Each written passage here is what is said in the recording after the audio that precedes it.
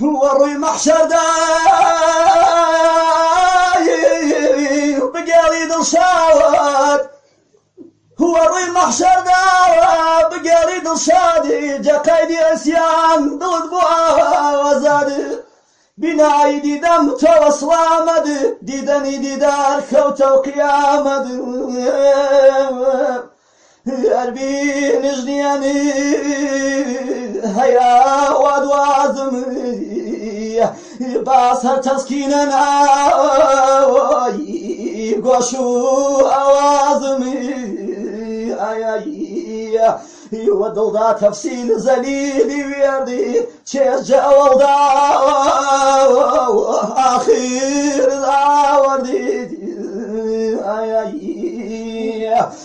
باز بێتاقەتیم نەڕووی فەردەوە و دەرگای گوزەرگای چەند فەر کردەوە و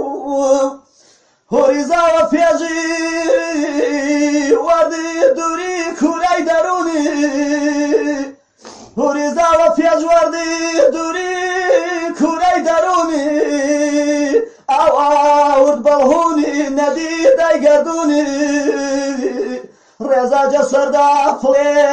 سەمکەمبی ئەسبابی تەحریرایی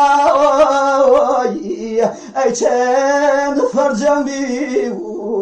خوا هەواری باس چێش بوو یاران دەروون پڕداخەنی ئەغیاران دەماوی دڵوە فەرداخەنی سەد بیەن گەرمی شەوقی هام فەردانی گەرمەن سەردی زەوق جەرگەی هەم دەرداوانی خوا ڕێزان سەوزەی گوڵی مەعاری وەگڵی چاڵبیان چەمەنی ئایی